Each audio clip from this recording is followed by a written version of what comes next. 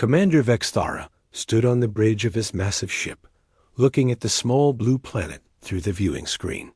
Earth looked so peaceful from this distance. The third planet from a yellow star, spinning slowly in the dark void of space. His ship, the Celestial Dominion, was bigger than most human cities. It floated silently above the moon, hidden from Earth's primitive detection systems. Vexthara had done this many times before. 47 star systems now belonged to the Zephyrian Confederation, and he had personally conquered 12 of them. The process was always the same. Find a primitive species, show them superior technology, demand surrender, and integrate them into the Empire. Simple, clean, efficient. "Sir, we have detected their communication signals," reported his second. In command, Officer Kyle Dara. "They use basic radio waves and primitive digital transmissions. Their technology level is extremely low." Vexthara nodded.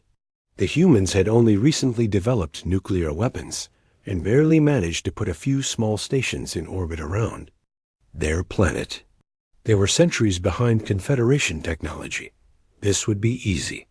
"Begin standard first contact protocol," he ordered.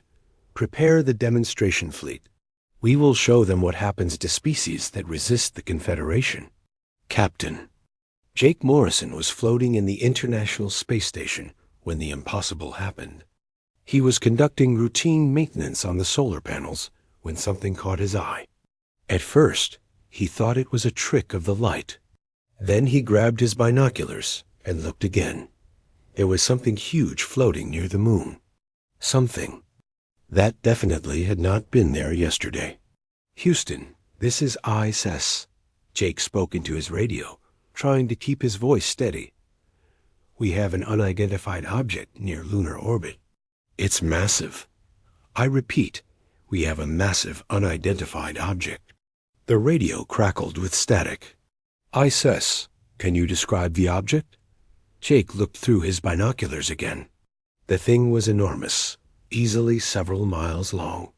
It had a smooth metallic surface that seemed to bend light around it. And it was clearly artificial. "Houston, this is not a natural object. I repeat, this is not natural. It appears to be some kind of vessel or structure, and it's bigger than anything we've ever built." Within minutes, every space agency on Earth was tracking the object. Within hours, every government knew something had changed forever. Dr. Lisa Grant was in her laboratory at the University of California when the call came. As Earth's leading expert on the possibility of alien life, she had always hoped this day would come, but she had never imagined it would happen so suddenly. "Dr. Grant, we need you in Washington immediately," the voice on the phone said. "There's been a development." 6 hours later, she was sitting in a secure briefing room in the YAC Pentagon, looking at photographs that made her heart race. The object near the moon was clearly artificial. More importantly, it was clearly not human. "How long has it been there?" she asked. "We first detected it 18 hours ago," replied General Peter Clark. "But it could have been there longer. It seems to have some kind of stealth technology." Before Dr. Grant could respond, every screen in the room lit up with an incoming transmission. The image that appeared was unlike anything any human had ever seen. The being on the screen was tall and thin, with pale blue skin and large black eyes. It wore what appeared to be a military uniform, covered in strange symbols. When it spoke, the words came through in perfect English, though it was clear the creature was not human. "Greetings, inhabitants of the third planet," the alien said. "I am Commander Vexthara of the Zephyrian Confederation. Your species has been selected for integration into our empire." Dr. Grant felt her mouth go dry. This was first contact, but it was nothing like she had imagined. "You have 72 hours to consider your options," Vexthara continued. "You may surrender peacefully and join the Confederation as a client species. You will be given basic technology and protection in exchange for resources and labor. Or you may resist, in which case your species will be eliminated and your planet will be harvested. The alien's expression never changed. He spoke as if he was reading from a script he had memorized long ago. To demonstrate the futility of resistance, we will provide a small exhibition of Confederation military capability. This demonstration will take place in 72 hours. We recommend you use this time to prepare your surrender. The transmission ended, leaving the room in stunned silence. President Martinez was called to an emergency session of the United Nations. Representatives from every nation on Earth gathered in New York, all asking the same question: what do we do now? The debate was intense but brief. Some argued for immediate surrender. Others wanted to fight, despite the obvious technological disadvantage. A few suggested trying to negotiate or buy time. "We need to be realistic," said the Secretary of Defense. "Our most advanced weapons are like stone axes compared to what we just saw. If they can travel between stars, they can certainly destroy us. But we can't just give up," argued the British Prime Minister. "We don't know what they really want. Maybe we can find a way to coexist." Dr. Grants spoke up from her position as the scientific advisor to the meeting. Based on the transmission, this appears to be a standard procedure for them. They mentioned integration into their empire and referred to us as a client species. This suggests they've done this before, probably many times. The Russian representative leaned forward, which means they know what they're doing. They're not making threats. They're stating facts. In the end, the decision was made by simple logic. Earth's combined military forces, impressive as they were, by human standards, were clearly no match for technology that could cross interstellar space. The vote was close, but the majority agreed. They would officially surrender, but secretly prepare for any opportunity that might arise. As the meeting ended, Dr. Grant found herself thinking about the alien's words. Something about the way he had spoken bothered her. He had been so casual, so routine about the entire process. Like he was following a script he had used countless times before. That night, as she looked up at the stars from her hotel room in New York, Dr. Grant wondered what they were really dealing with. The alien had seemed confident, almost bored. But was that confidence justified? Or was it just habit? In 72 hours, they would find out. Commander Vexthara looked at the chronometer on his wrist. 72 hours had passed exactly. Time for the demonstration. He had performed this same routine 47 times before, and it never failed to achieve the desired result. The primitive species would see the Confederation's power, realize resistance was hopeless, and surrender immediately. "Begin fleet deployment," he ordered. Standard intimidation formation. 12 massive ships descended from behind the moon, each one the size of a human city. They moved in perfect formation, their hulls gleaming with energy shields that bent, light around them like water. The ships positioned themselves over the Pacific Ocean, far from major population centers, but clearly visible to every satellite and monitoring station on Earth. Captain Jake Morrison watched from the International Space Station as the alien fleet took position. Even from his distance in orbit, the ships looked impossibly large. Each one dwarfed the largest aircraft carrier ever built, and there were 12 of them, floating effortlessly above the ocean like they weighed nothing at all. "My God," he whispered into his radio. "They're huge." The demonstration began at exactly noon, Greenwich Mean Time. The aliens had chosen a patch of empty ocean halfway between Hawaii and California. The first ship fired what appeared to be a beam of pure energy. The ocean began to boil instantly, steam rising in massive clouds that could be seen from space. Colonel Rick Hayes watched from the Pentagon Situation Room, his hands gripping the edge of the table.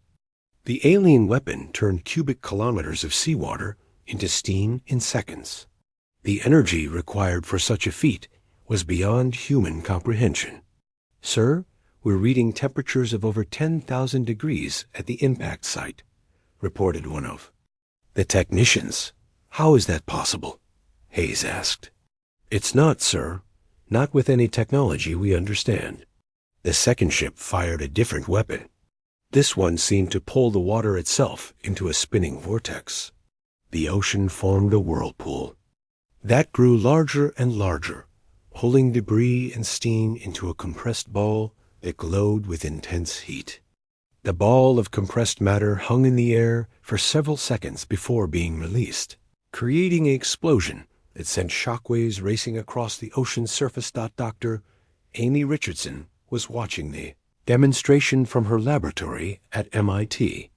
A materials scientist, she understood energy and matter better than most people. What she was seeing should have been impossible, but the spectral analysis didn't lie. The aliens were manipulating matter at the molecular level, creating temperatures and pressures that human science could barely measure. But something caught her attention. The energy signatures were incredibly advanced, but they followed patterns. The weapons fired in sequence, each one following the same timing and intensity. It was like watching a very advanced, very deadly machine following a predetermined program. Third ship fired what appeared to be a gravity weapon. The ocean surface suddenly compressed, creating a depression several miles wide. Fish and debris were pulled down into the depression, compressed together until they formed a sphere of superdense matter. Then the weapon shut off, and the sphere exploded outward with the force of a nuclear bomb. The demonstration continued for exactly 10 minutes. Each ship fired its weapons in turn, creating different but equally devastating effects. Plasma cannons that could melt mountains. Energy beams that turned matter into energy. Gravity weapons that could compress anything into a microscopic point. When it was over, the alien fleet simply stopped firing and returned to their original positions. The ocean where they had fired was now a boiling cauldron of steam and debris. The message was clear. Earth's most powerful weapons would be like throwing stones at a tank. But Captain Morrison, watching from the space station, had noticed something during the demonstration. The ships moved in rigid formations. Their weapons fired in predetermined patterns. The entire demonstration felt rehearsed, like a performance the aliens had given many times before.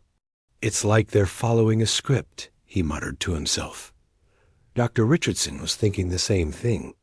The weapons were incredibly powerful, but they were also incredibly standardized. Each ship had fired the same sequence of weapons in the same order. There was no variation, no improvisation. It was perfect, efficient, and completely predictable. Commander Vexthara was satisfied with the demonstration. The humans had seen what Confederation technology could do. Now they would surrender, and another species would join the Empire. It was always the same. "Sir, we're receiving transmissions from the planet," reported Officer Kyle Dara. "Multiple sources all requesting immediate surrender negotiations." Vexthara smiled. Of course they were. No species had ever continued to resist after seeing the demonstration. The sight of Confederation military power was enough to break the will of any primitive civilization. "Prepare the surrender protocols," he ordered. "We'll begin integration procedures within the week." But on Earth, not everyone was thinking about surrender. Dr. Grant was in her laboratory, analyzing every second of the alien demonstration. She had recorded the entire event from multiple angles, using every sensor and instrument available. "The weapons are powerful," she said to her assistant, Dr. Tony Martinez. "But look at this pattern analysis." Dr. Martinez studied the data. The energy signatures are identical for each weapon type. Every ship fired the exact same sequence. "Exactly," Dr. Grant said. "These aren't individual commanders making tactical decisions. This is a standardized procedure. They're following a manual." Colonel Hayes was having similar thoughts in the Pentagon.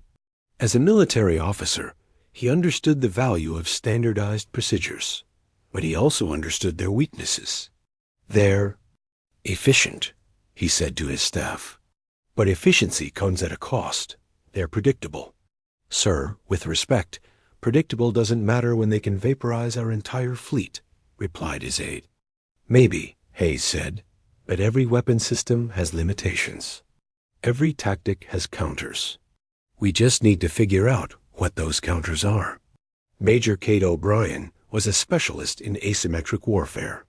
She had spent years studying how smaller forces could defeat larger ones. As she watched the recordings of the alien demonstration, she began to see possibilities. They're fighting the last war, she said to her team. Look at those weapons. They're designed to counter specific types of defenses. Energy shields, armor, plating, fortified positions. But what if you don't use those defenses? What do you mean?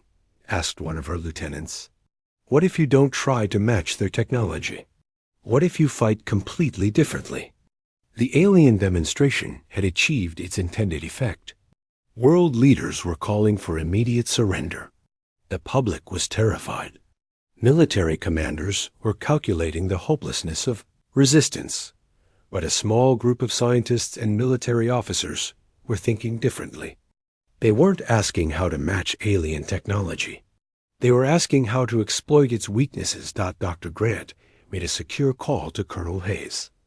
I think we need to talk, she said. About what? About the fact that these aliens may be more vulnerable than they think. Hayes was quiet for a moment. What do you mean? I mean, they just showed us exactly how they fight. Every weapon, every tactic, every procedure. They gave us a complete intelligence briefing on their military capabilities. And in asymmetric warfare, intelligence is everything. They think they scared us into submission. But what they really did was hand us the keys to their defeat. Hayes felt a chill run down his spine. You think we can beat them? I think they just made the worst mistake in their military history. They showed a Deathworld species exactly how they fight. And Deathworld species are very good at finding ways to kill things that seem unkillable. As the alien fleet settled into orbit around Earth, waiting for the formal surrender, they had no idea that their demonstration had not achieved its intended effect. Instead of breaking human resistance, it had provided the intelligence needed to plan humanity's greatest military victory.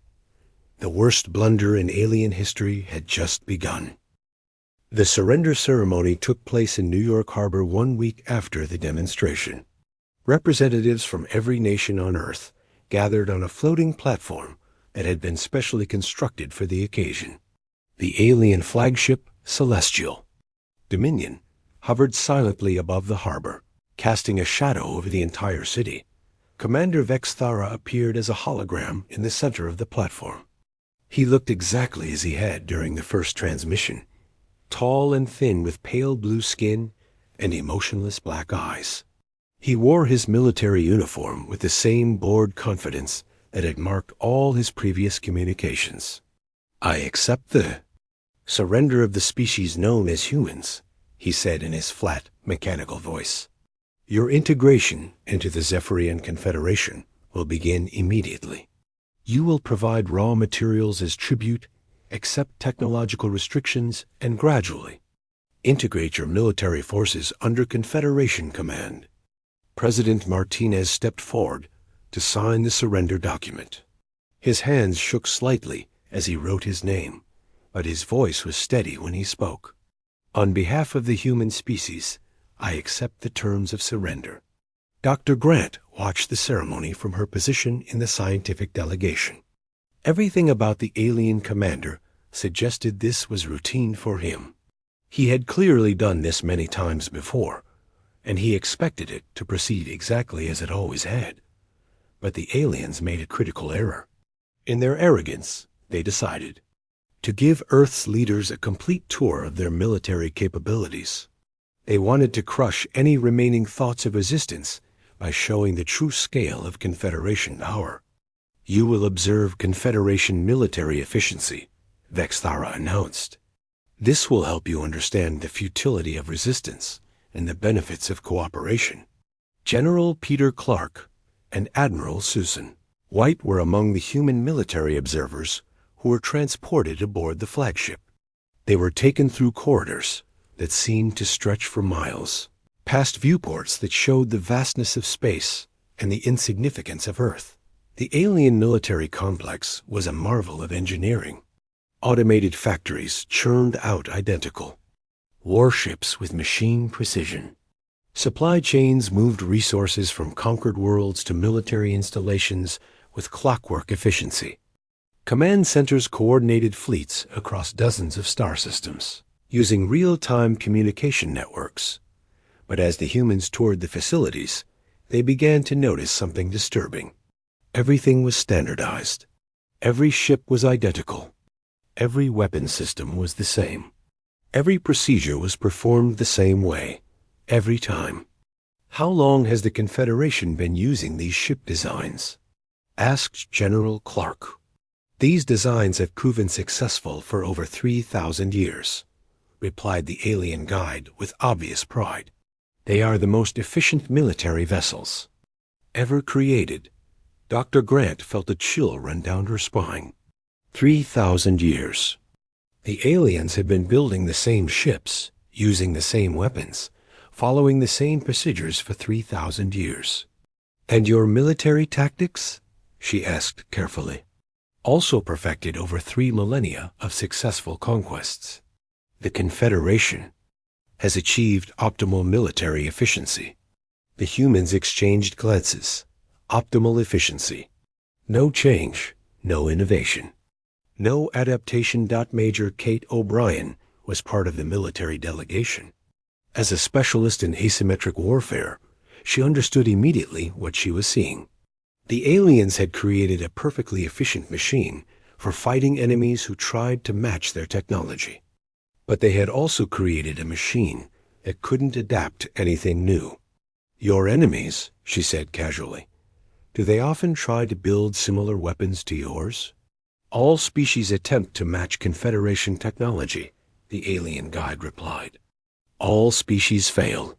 Superior technology always defeats inferior technology.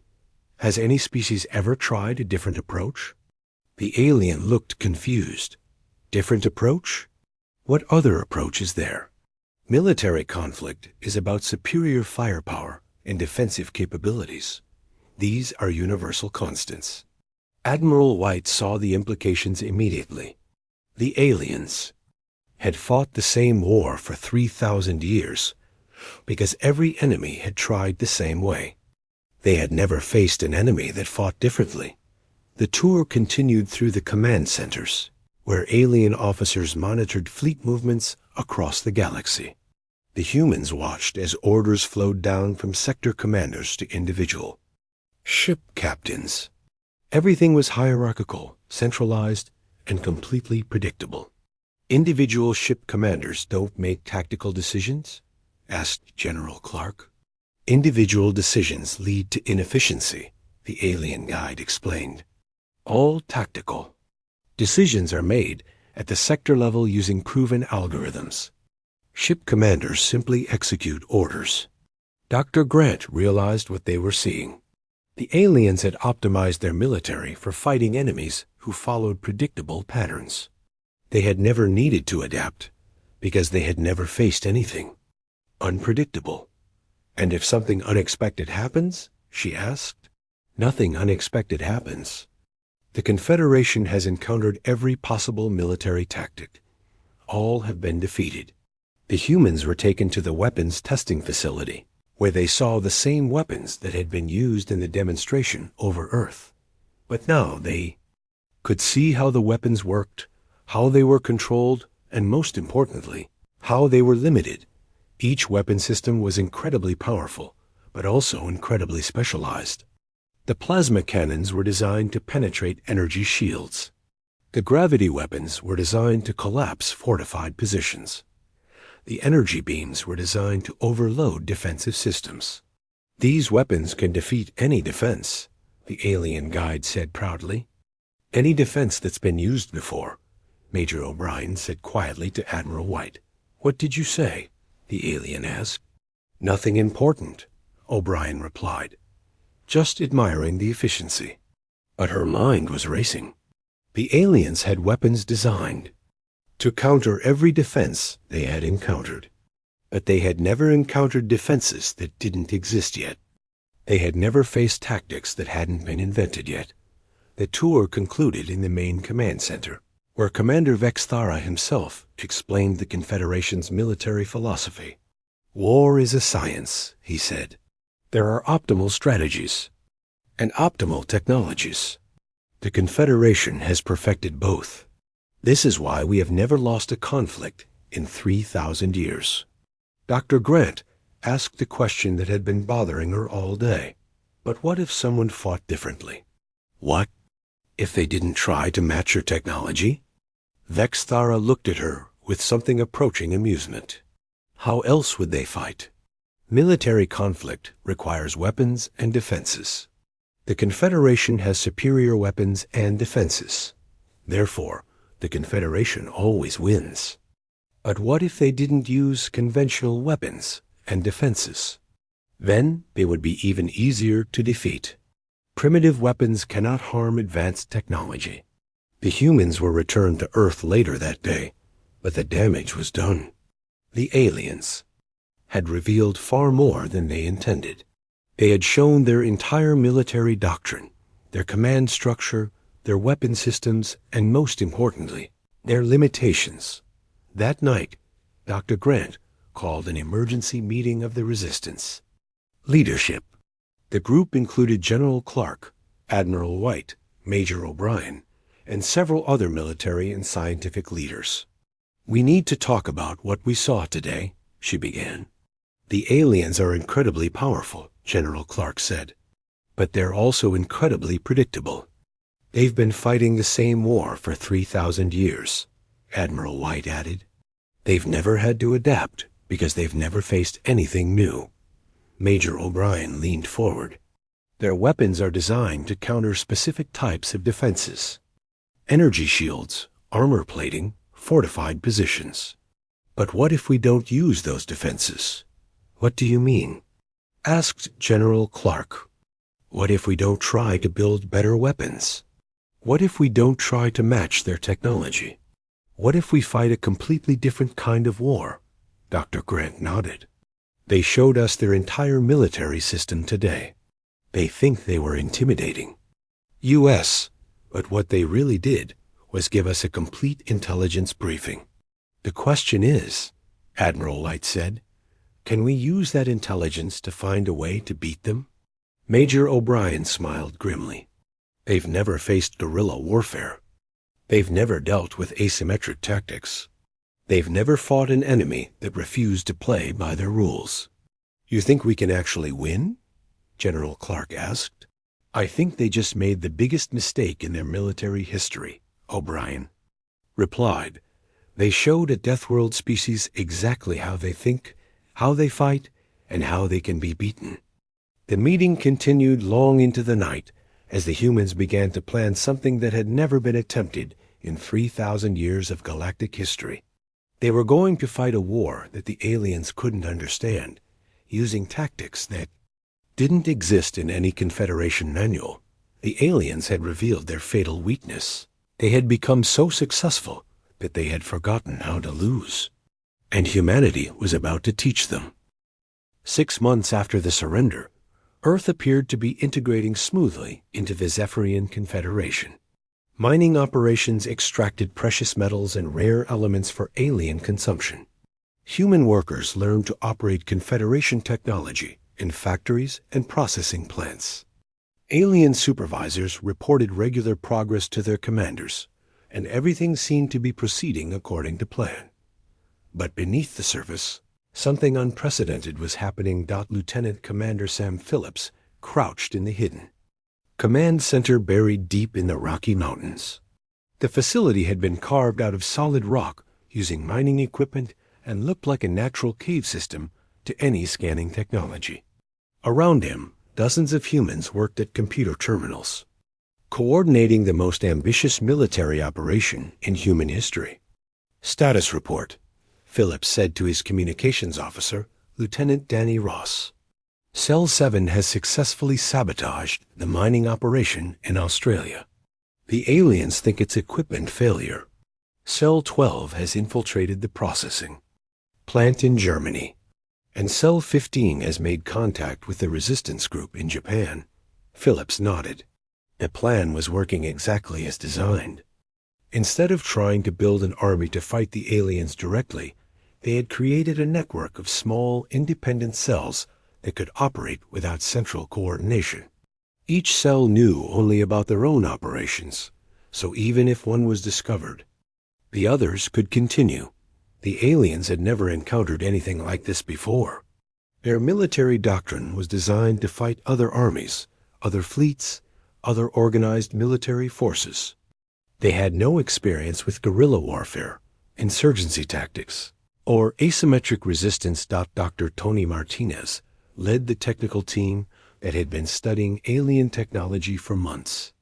They weren't trying to build better weapons than the aliens. That would be impossible. Instead, they were trying to understand how the alien systems worked, so they could find ways to turn those systems against their creators.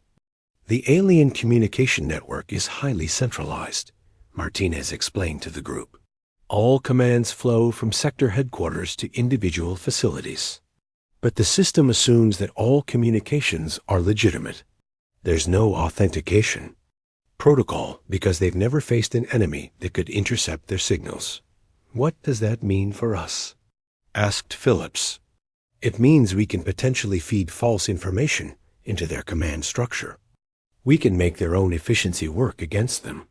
Captain Lisa Thompson's team had been infiltrating alien facilities for months. They had discovered that the aliens relied heavily on automated systems and standardized procedures. Every facility was run the same way, with the same security protocols, the same operating procedures, and the same predictable routines. The aliens think efficiency means doing everything the same way, Thompson reported. But that makes them vulnerable to anyone who knows their patterns. How vulnerable? Phillips asked. Very vulnerable. Their security systems are designed to detect weapons and unauthorized technology, but they're not designed to detect improvised explosives made from industrial chemicals. Their monitoring systems track personnel movements, but they don't track maintenance schedules or supply deliveries. The Resistance had learned that the aliens' greatest strength was also their greatest weakness.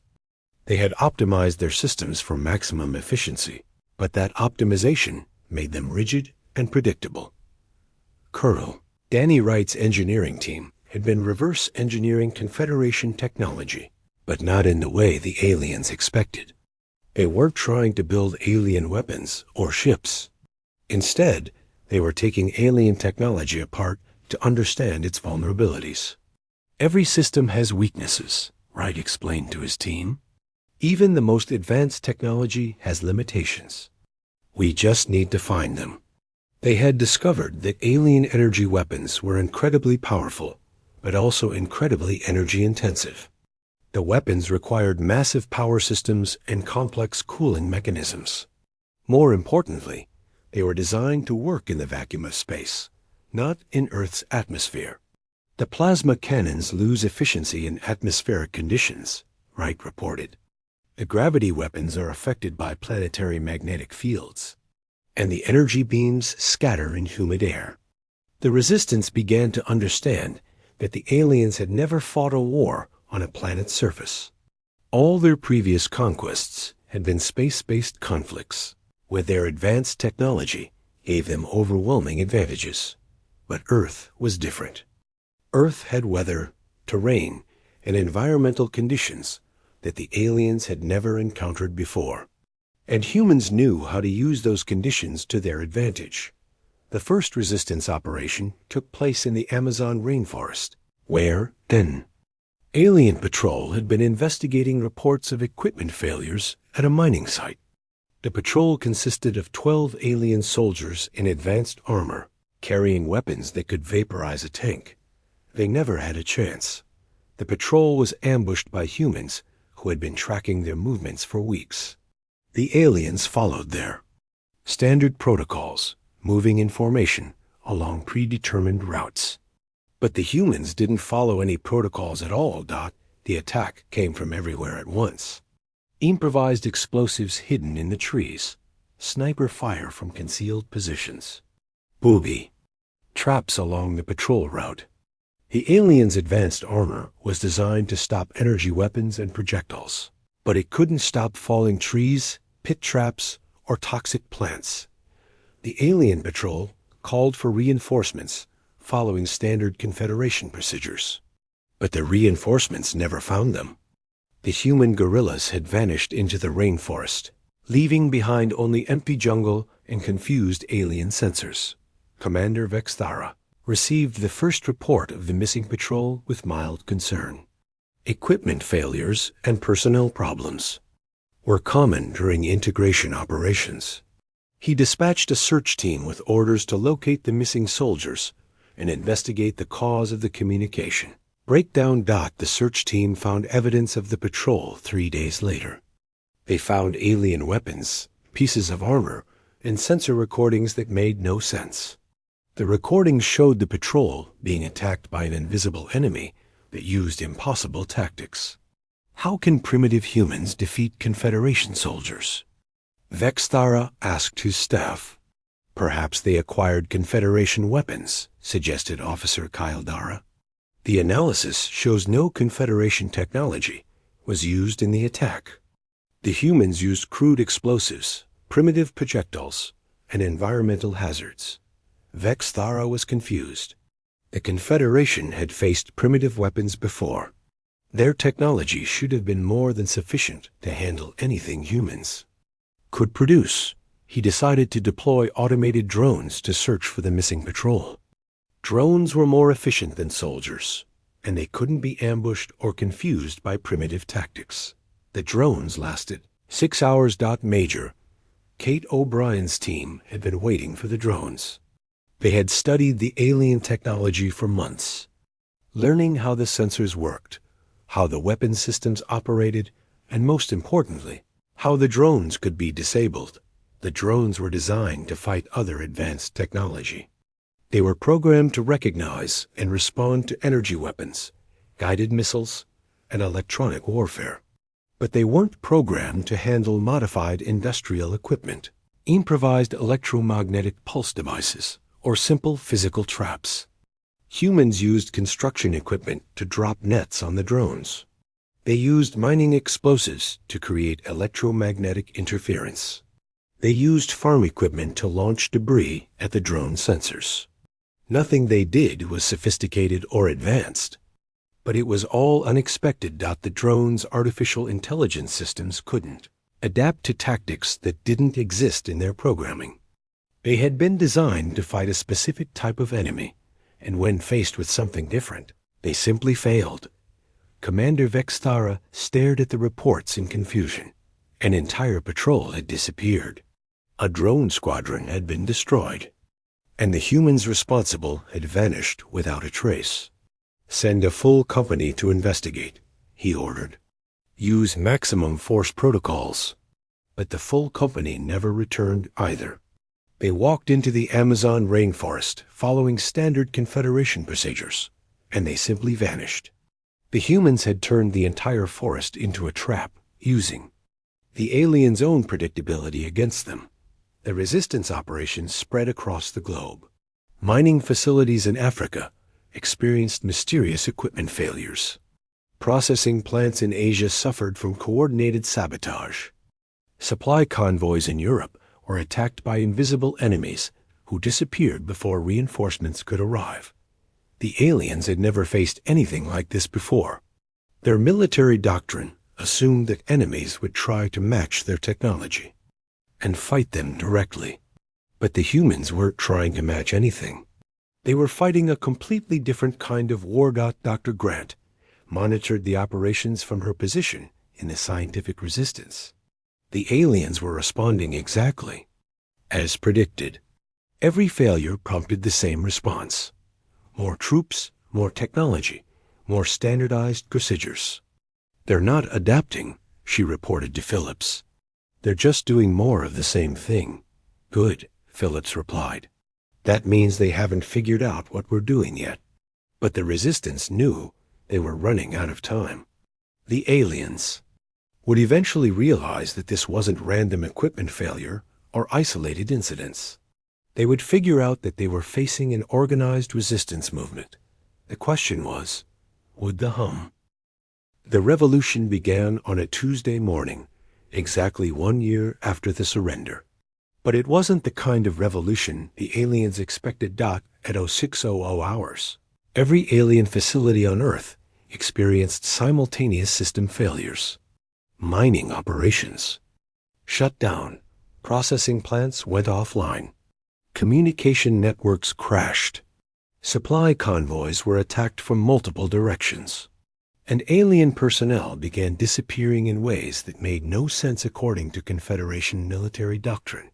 Commander Vexthara stood in his command center, staring at reports that painted an impossible picture. 43 separate incidents had occurred in the past hour, spanning 6 continents and affecting every major Confederation operation on Earth.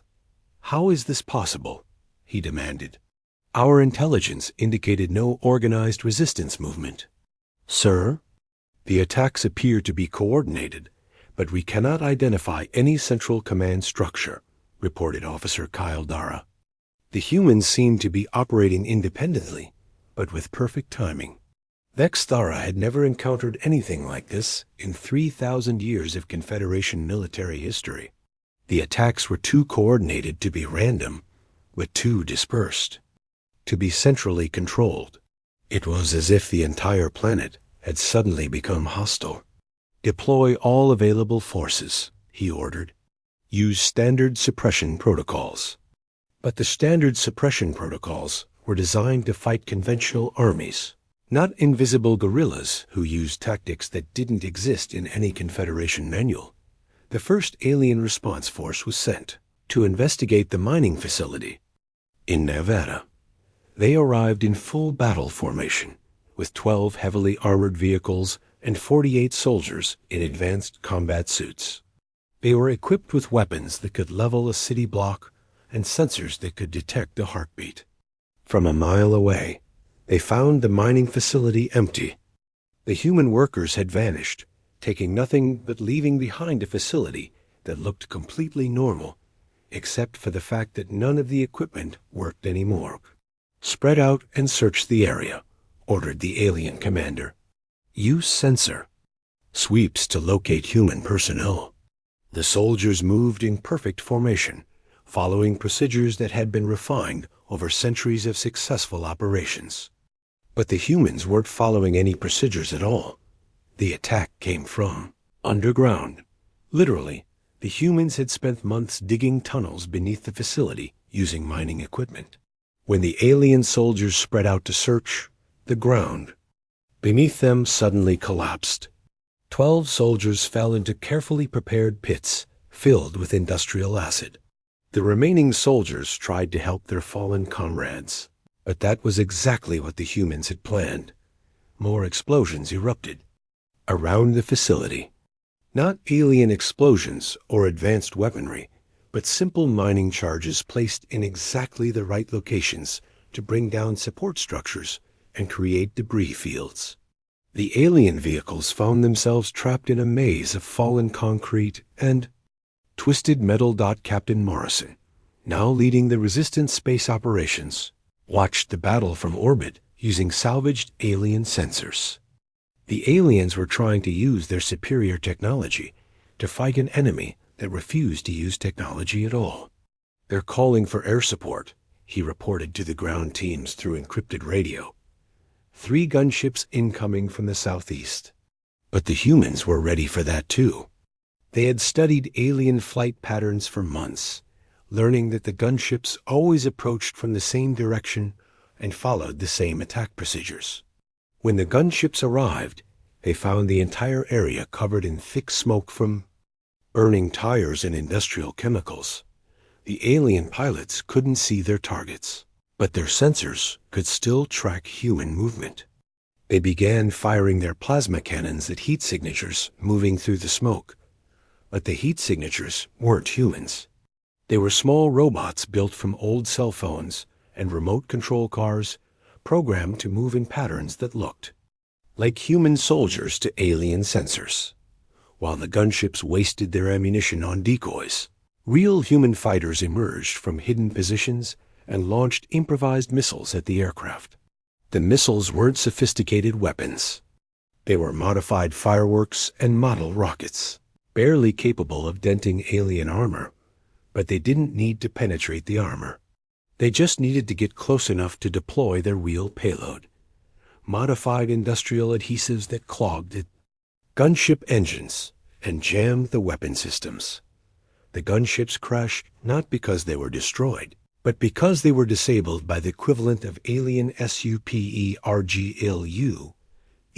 Commander Vexthara received similar reports from across the planet. Alien forces were being defeated not by superior technology, but by tactics that made no sense. Humans were using construction equipment as weapons, turning industrial chemicals into explosives, and converting farm machinery into assault vehicles. "Sir, we need to revise our tactical approach," suggested Officer Kyle Dara. "The humans are not fighting according to any known military doctrine."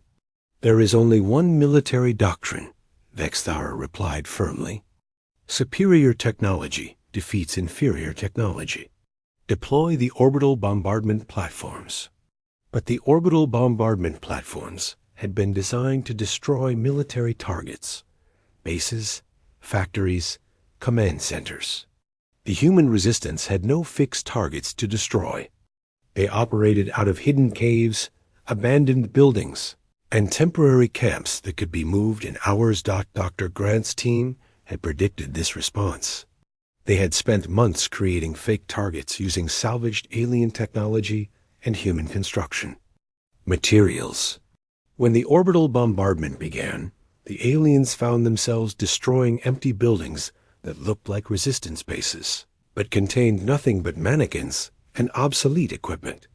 Meanwhile, the real resistance operations continued. Colonel Wright's engineering teams had figured out how to turn alien supply convoys against themselves. They would allow a convoy to pass, then use hacked alien communication systems to send false orders, redirecting the supplies to human-controlled locations. The aliens would deliver weapons and equipment directly to the resistance, thinking they were following legitimate orders from Sector Command. Major O'Brien's tactical teams had developed what they called chaos protocols. Instead of trying to win battles, they focused on creating confusion. They would attack alien patrols just long enough to force them to call for help, then disappear before reinforcements arrived. The reinforcements would find nothing, but they would have to stay in the area to investigate, leaving other areas undefended. The humans were using the aliens' own efficiency against them. Every standard procedure became a vulnerability. Every predictable response became an opportunity. Captain Thompson's infiltration teams had penetrated deep into alien command structures. They discovered that the aliens were so reliant on automated systems that they rarely verified orders manually.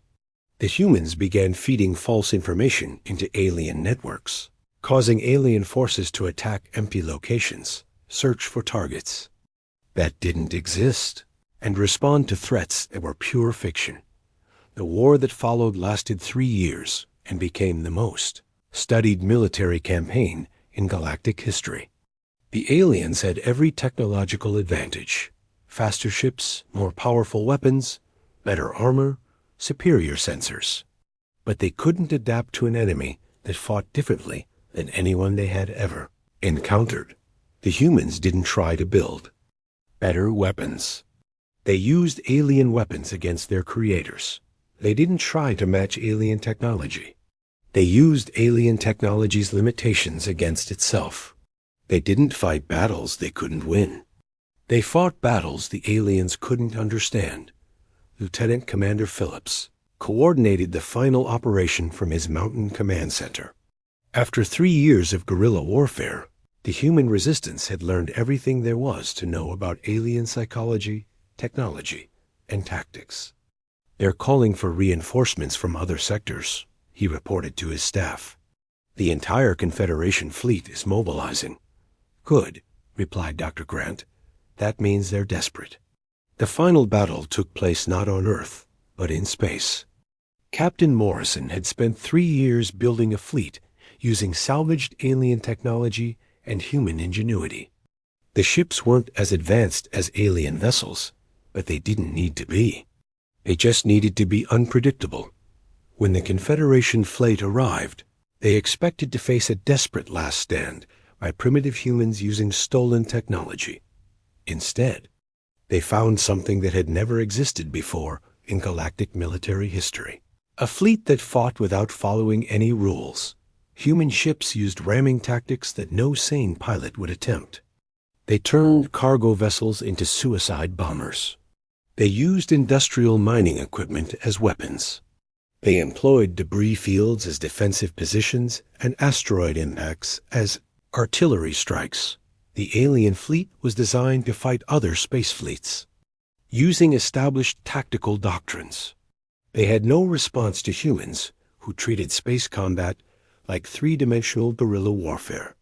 Commander, Vexthara watched his fleet being systematically destroyed by an enemy that should have been helpless. His ships were superior in every measurable way, but measurements didn't matter when the enemy refused to be measured. "Sir, perhaps we should consider negotiation," suggested Officer Kyldara. Vexthara stared at her in shock. The Confederation had never negotiated with anyone. They had never needed to. But as he watched another of his ships disappear in an explosion caused by a human cargo vessel packed with stolen alloy,